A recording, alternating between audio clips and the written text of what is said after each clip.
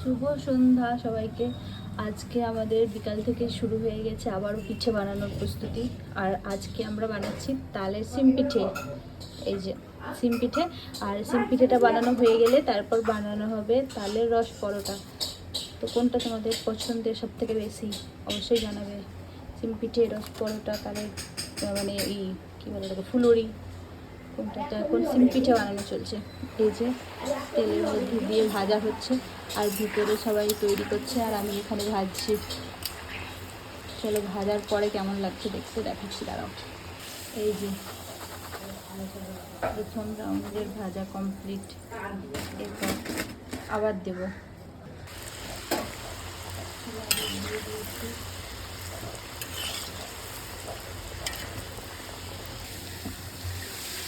এই যে সিম পিঠে বানানো তো কমপ্লিট হয়ে গেল।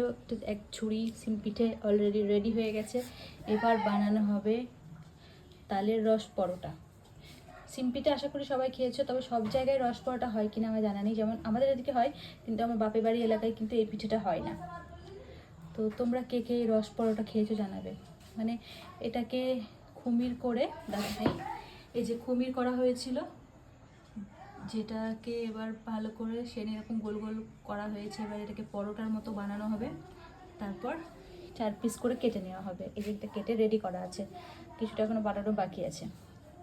তো এবার এইগুলোকে তেলের মধ্যে ভাজা হবে। তারপর ভাজার পরে রসের মধ্যে চিনির একটা সুগার সিরাপ বানানো আছে, চিনির শিরা বলতে পারো। তো সেটা মানে পিঠেটা দেওয়া হবে একটা পাত্রে, তার উপর থেকে একটু করে রস দেওয়া হবে, এইভাবে লেয়ার করা হবে। তো যখন করবো তখন তো তোমাদেরকে দেখাবোই। তো এখন এখানে এই যে পরোটাগুলো বানিয়ে রেডি করা হয়েছে, এবার এগুলোকে তেলের মধ্যে ভাজবো, তারপর রসের মধ্যে ডোবাবো। চলো এই পিঠেটাও আজকে দেখাবো। তো কোনো কিছু রেসিপি কিন্তু শেয়ার করা হচ্ছে না, যেহেতু তাড়াহুড়োর মধ্যে সবাই মিলে কাজটা হচ্ছে। তো এই মুহূর্তে হচ্ছে যে রেসিপি শেয়ার করা সম্ভব নয়, তাই এভাবেই তোমাদেরকে দেখালাম। তো তোমরা কে কে তালের পিঠে খেতে পছন্দ করো অবশ্যই কিন্তু কমেন্ট করে জানাবে। তো চলো যখন এই পিঠেটা ভাজবো বা রসে ডোবাবো তখন আবার দেখাচ্ছি।